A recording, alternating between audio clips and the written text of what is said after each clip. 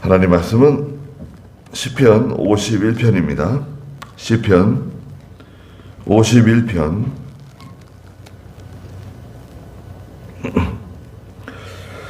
10절 말씀부터 좀 다시 보겠습니다. 시편 51편 10절입니다.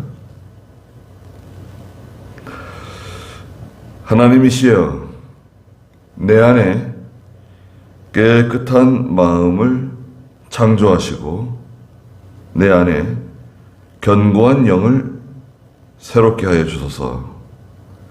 주님 앞에서 나를 쫓아내지 마시며 주님의 성령을 내게서 거두지 마소서. 주님의 구원의 기쁨을 내게 회복시키시고 자원하는 심령을 주셔서 나를 붙들어 주소서. 그러면 내가 범죄인들에게 주님의 길을 가르칠 것이니 죄인들이 주께로 돌아올 것입니다. 그랬습니다. 다윗이 선지자 나단에게 책망을 받은 후에 이 시편을 기록했는데요. 여기 10절에 보시면 하나님이시여 내 안에 깨끗한 마음을 창조하시고 내 안에 견고한 영을 새롭게 하여 주소서. 그랬습니다. 사도행전 15장 8절 9절에 있는 말씀을 우리가 보았는데요. 마음이 깨끗해지는 것. 그리고 몸이 깨끗해지는 것은 샤워하면 몸이 깨끗해지겠네요. 근데 마음이 깨끗해지는 것. 마음이 깨끗해지는 건 참 어려운 얘기입니다. 근데 성경에서는 믿음으로 마음이 깨끗해진다. 한번 더 읽어볼까요? 사도행전 15장 8절 9절. 또 마음을 아시는 하나님께서 우리와 같이 그들에게도 성령을 주어 증언하셨고 믿음으로 그들의 마음을 깨끗하게 하셔서 우리와 그들 사이에 아무것도 구별지 않으셨는데. 네, 믿음으로 그들의 마음을 깨끗하게 해주셨다. 네, 원래 인간의 마음은 한없이 더럽습니다. 그 어떤 것보다도 더럽고 냄새나고 추한 그런 오염된 인간의 마음이에요. 우리 마음이 그렇게 더러운데도 우리가 이렇게 멀쩡히 살아가는 거 보면 사람들은 다 멀쩡히 살아가잖아요. 진짜 암이 무서운 게 아니라 우리 마음 속에 있는 그 더러움이 사실은 무서운 겁니다. 하나님께서 이걸 깨끗하게 해주시는데 마음을 완전히 깨끗해질 수 있는가? 마음이 그렇지는 못한 것 같아요. 왜냐하면 우리가 하나님의 은혜를 받고 성령의 감동을 받을 때 일시적으로 아주 일시적으로 깨끗해질 때가 있어요. 마음이 회개하는 마음, 착한 마음, 온유한 마음이 들어오면. 그리고 내 안에 견고한 영을 새롭게 해달라고 기도했는데요. 견고한 영. 영이 견고하다. 이것도 마음이 견고하다. 이렇게 이해하면 좋을 것 같아요. 마음이, 우리 사람의 마음은 흔들리잖아요, 계속. 인간의 마음은 흔들리는 갈대와 같다고, 파스칼이라고 하는 사람이 말했는데요. 갈대처럼 흔들려요. 갈팡질팡하고 우왕좌왕하고 이렇게 할까 저렇게 할까. 염려, 근심, 걱정, 두려움. 겉으로는 표현하지 않지만 그 인간의 마음은 항상 그게 다 있죠. 염려, 근심, 걱정, 두려움, 외로움. 그런 마음이 있습니다. 마음이 약해요. 마음이 약하고 마음이 계속 흔들려요. 불안해한다고요. 예. 그런데 견고한 마음, 견고한 영을 주시옵소서. 마음이 견고하다. 그 누가 잡아줘야 돼요. 그 마음을. 인간 스스로, 내 스스로, 내 마음이 견고해야지. 이렇게 해서는 안 된다 이거죠. 스스로는 안 돼요.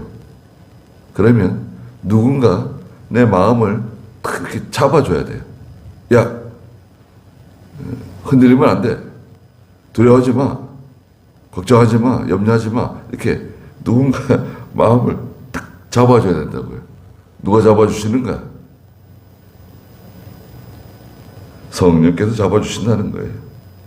11절에 뒤에 나오는데 주님 앞에서 나를 쫓아내지 마시며 주님의 성령을 내게서 거두지 마소서. 하나님의 영이 우리의 마음을 잡아주는 거예요. 다윗의 마음을 잡아주는 거예요. 왜 마음이 이렇게 흔들리느냐? 죄를 지었으니까요. 죄를 지은 자의 마음은 흔들려요. 두려워하고 불안해하고 흔들려요.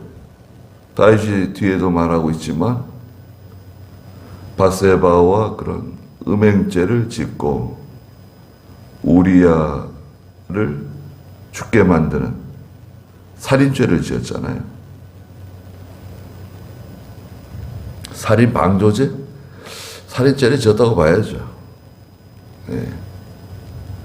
요압 장군이 괜히 우리야를 죽게 내버려 뒀겠어요.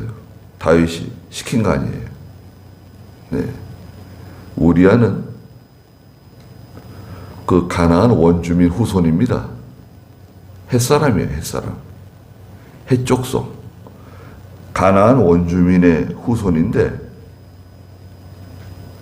믿음이 좋아요. 지금으로 말하면 이방 사람이 예수 믿고 아브라함의 자손 된 거예요. 진짜 유대인이 된 거라고요. 그런 좋은 사람을, 충성스러운 사람을 죽인 거 아닙니까? 인간의 마음은 스스로는 견고해질 수 없다. 죄 지은 마음, 그 훼손된 마음이죠. 상한 마음. 하나님께서 붙잡아 주실 때 비로소 견고해진다.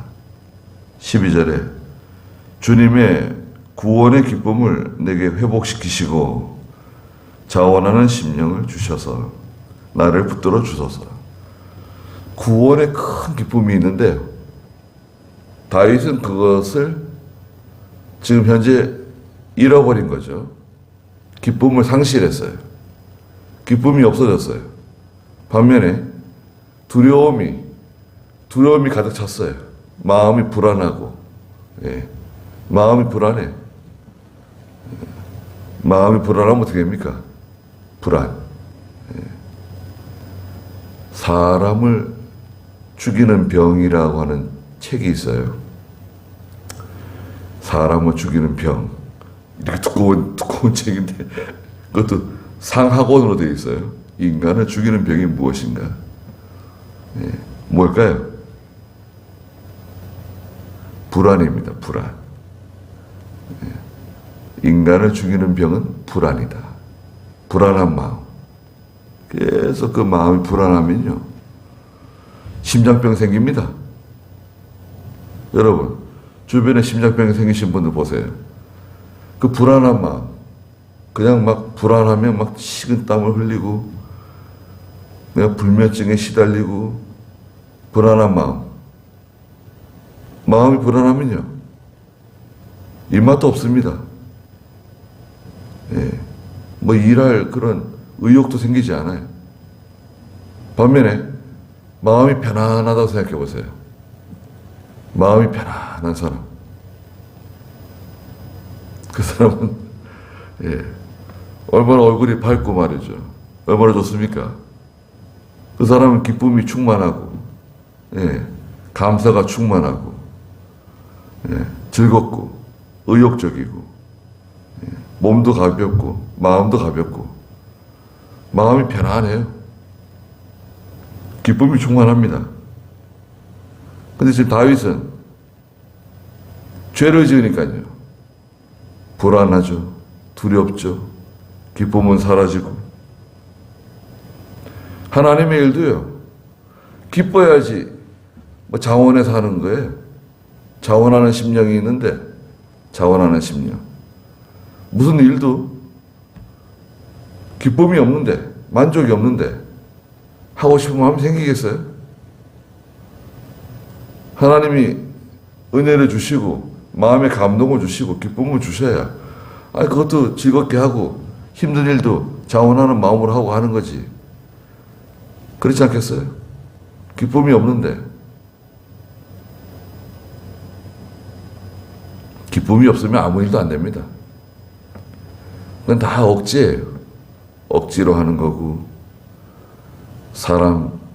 사람들이 나를 보기 때문에 사람들이 나를 어떻게 생각할까 해가지고 하는 거지. 기쁨을 하지 않으면 그건 참 재미없는 겁니다. 근데 하나님 기쁨을 주시면 모든 게 자원하는 마음으로 되는 거예요.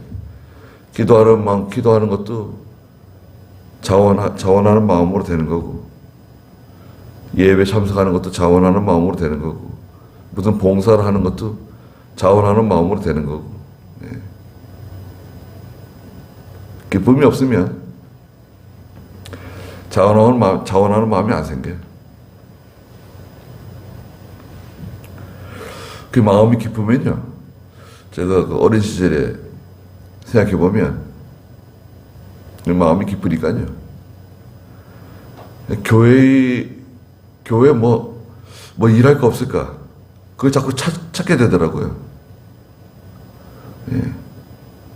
교회 내가 할 일이 없을까?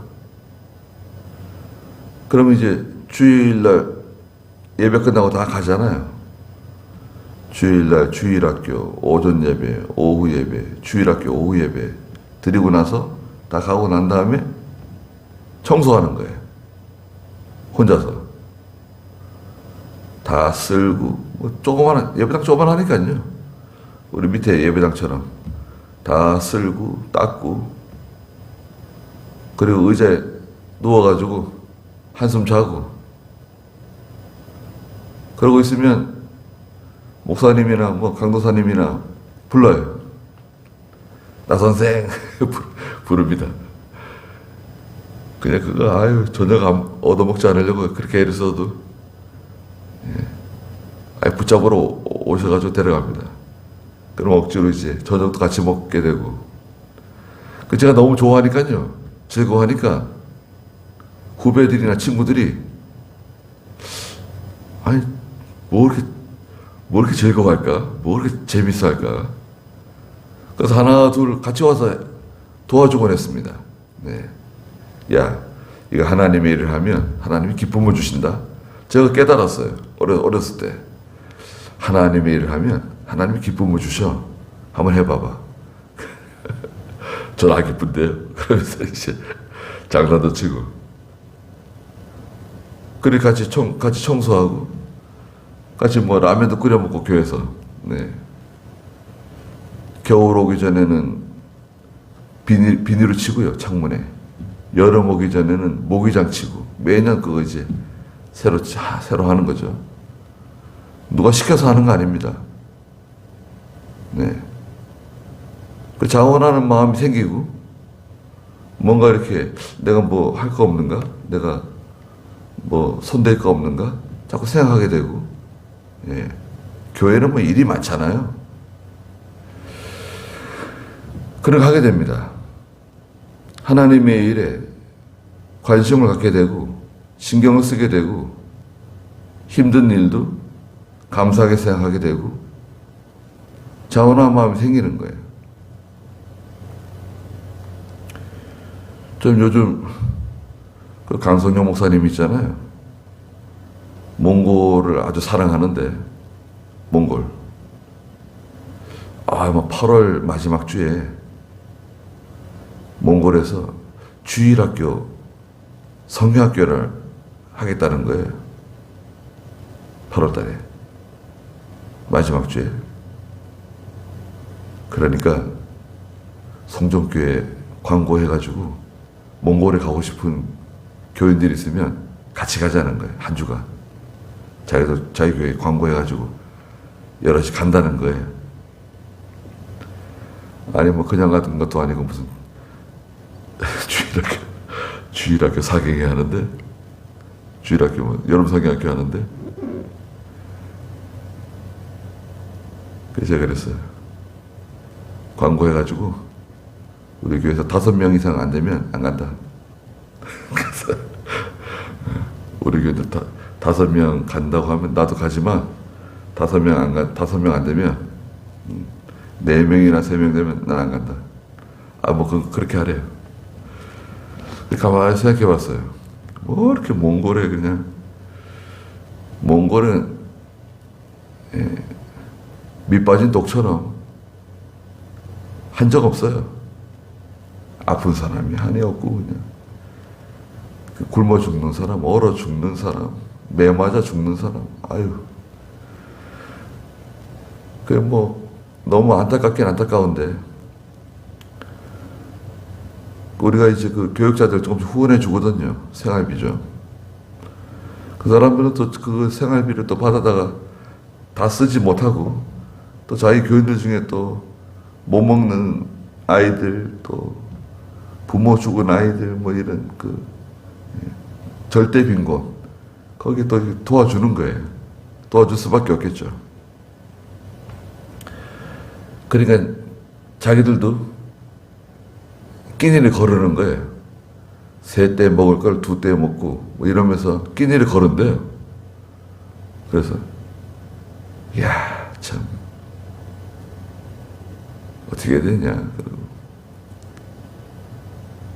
물론 우리가 뭐 도와주니까 그래도 많이 좋아졌지만 또 하나님 말씀도 가르쳐주고, 그럼 가만히 생각해보면 그 사랑하는 마음이 있으니까요. 그 몽골 사람들 불쌍히 여기는 마음, 사랑하는 마음이 있으니까 하나님이 기쁨을 주시는가 보다. 저 사람에게 기쁨을 주시는가 보다. 그렇지 않아요? 부모가 자녀를 사랑하는 마음이 있으니까 수고로운 것도 수고롭게 생각하지 않고 수고로 오히려 기뻐하잖아요.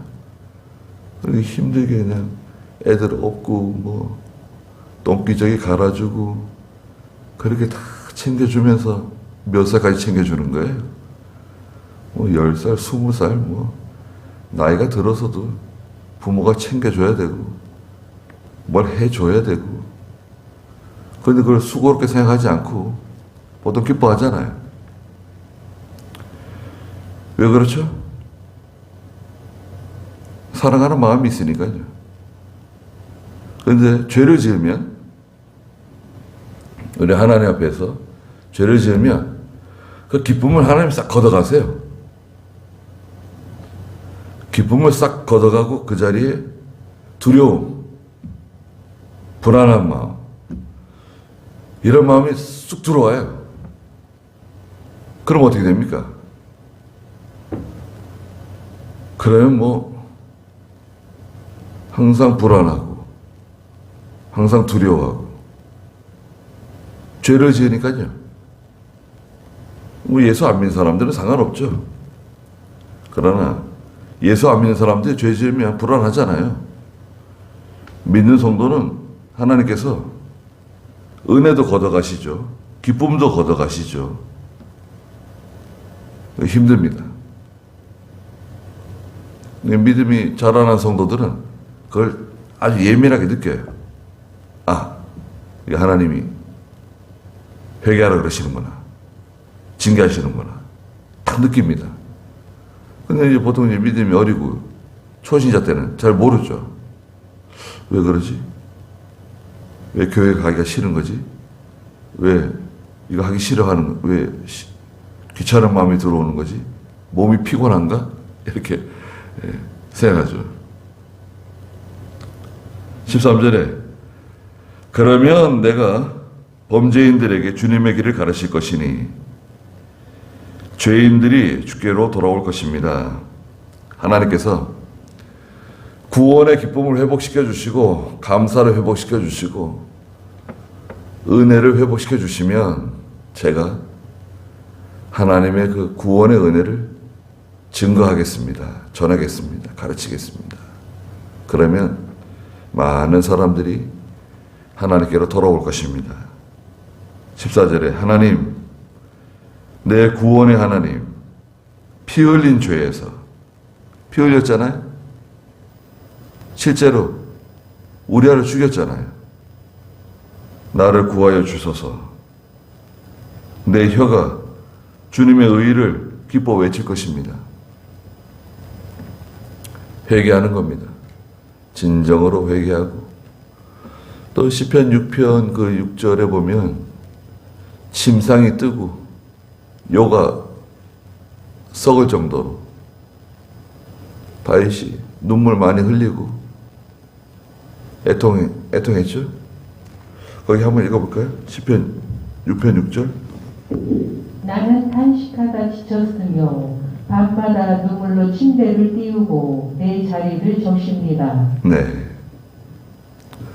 슬픔 때문에 눈이 흐려졌다고 7절에도 말했는데요. 그 하나님 앞에 그 죄를 자꾸 생각하면 비통한 거죠. 내가 왜 그렇게 그런 죄를 지었을까? 내가 왜 그런 말을 했을까? 내가 왜 그런 행동을 했을까? 자꾸 이 생각을 하게 되는 거죠. 15절에 주님, 내 입술을 열어주소서. 내 입이 주님을 찬양으로 전파하겠습니다. 주께서는 제사를 기뻐하지 않으시니 그렇지 않으면 내가 드렸을 것입니다. 제사. 하나님이 제사를 기뻐하시는가? 하나님께서 제사 드리라고 그러셨잖아요. 번제, 화목제, 속죄제, 속건제, 소제, 제사 드리잖아요. 하나님 제사를 기뻐하지 않으신다. 안 해줘. 제사를 기뻐하시죠. 지금 예배, 우리가 지금 말하면 예배죠, 예배. 예배 기뻐하시잖아요. 근데 기뻐하시는데, 기뻐하지 않는 제사가 있다 이거예요. 기뻐하지 않는 제사. 그건 뭐냐? 죄 지으면서 제사 지내는 거, 죄 지으면서. 죄 지으면서 제사 지내고, 순종하지 않으면서 제사 지내고, 하나님께 희생 제물을 드리고, 온갖 대단한 열심이 있는 것처럼 하지만, 실제 하나님을 사랑하는 마음이 없다는 거예요.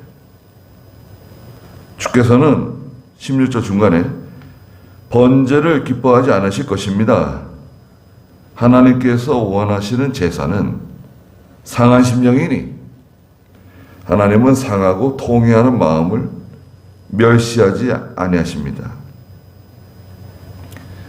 이겁니다. 하나님이 원하시는 제사는 무엇인가? 회개하는 마음이 회개하는 마음. 항상 하나님께 회개하는 마음. 우리가 아무리 충성하고 아무리 많은 희생을 드려도 우리가 하나님 앞에 나갈 때는 회개하는 마음을 가져야 됩니다. 불쌍히 여겨 주시옵소서. 긍휼을 베풀어 주시옵소서. 예. 우리가 어떻게 하나님 앞에 뻣뻣하게 머리를 들고 어떻게 당당하게, 물론 예수님의 피로 깨끗해졌기 때문에 하나님께 당당히 나갈 수 있는 자격이 주어졌어요. 자격은 주어졌지만, 우리가 하나님께 나갈 때는 어차피 죄인이고, 상한 심령을 가져야 돼요. 상한 심령, 애통하는 심령, 하나님 앞에 회개하는 심령을 가지고 통회하는 마음을 가지고 하나님께 나가야 된다. 이게 하나님이 기뻐하시는 제사라는 거예요. 18절에 주님의 은혜로 시온의 선을 베푸시고 예루살렘 성벽을 세우소서. 견고해진다는 거예요. 전에는 흔들렸는데, 전에 흔들흔들 하는데 지금 견고해집니다. 왜? 회개하니까 하나님 은혜를 베풀어 주시잖아요. 회복시켜 주시잖아요. 그때 주께서 의의 제사, 번제와 온전한 제물을 기뻐하실 것이니 그때에 주께서 숫소들을 주님의 단에 드릴 것입니다. 그들이 숫소들을 주님의 단에 드릴 것입니다. 의의 제사, 번제, 온전한 제물, 이거 다 같은 거죠. 같은 겁니다. 상한 심령을 가진 하나님의 백성이 하나님께 드리는 제사는 의의 제사다. 기쁨의 제사고 온전한 제사고 하나님 받으시는 제사다. 그렇잖아요. 그래서 우리 하나님께 나올 때마다 상한 심령을 가지고 나오고 또 우리 하나님께서 계속 기쁨을 주시잖아요. 이렇게 감사를 주시잖아요. 그게요 값싼 게 아닙니다. 엄청나게 비싼 겁니다. 아무나 가지고 있는 게 아니에요. 나는 왜 걱정이 없지? 나는 왜 두려운 마음이 없지? 다른 사람 다 그런 게 아닙니다. 다 걱정, 근심, 염려, 불안, 초조, 이렇게 살아가고 있어요, 사람들이 다. 그 보험도 잔뜩 들고, 뭐 이것저것 약도 많이 먹고, 심장도 안 좋고, 간도 안 좋고, 소화도 안 되고, 잠도 잘 안 오고, 불안하고, 초조하고, 두근거리고, 두렵고, 그거 참, 얼마나 힘듭니까? 근데 그렇지 않다. 아이, 그거는, 왜 세상 사람들도 웃는 게 만병통치약이라 그러잖아요. 웃는 거. 우리는 하나님께서 속에서 기쁨의 샘물이 계속 솟아나게 해주시는데 참 감사한 거잖아요. 기도하겠습니다. 거룩하신 하나님, 하나님께서 받으시는 제사는 상한 심령이라고 말씀하셨습니다. 상하고 통회하는 심령을 주께서 멸시치 아니하실 것이라고 말씀하셨사오니 항상 저희가 주님 앞에 나갈 때마다 기도할 때마다 상하고 통회하는 심령을 주시고 회복되게 해주시고 하나님의 은혜를 받아서 견고한 심령이 되게 해주시옵소서. 오늘도 귀한 하루 주셨사오니 하나님께서 함께 해주시고 저희들을 보호해 주시옵소서. 예수님의 이름으로 기도드리옵나이다.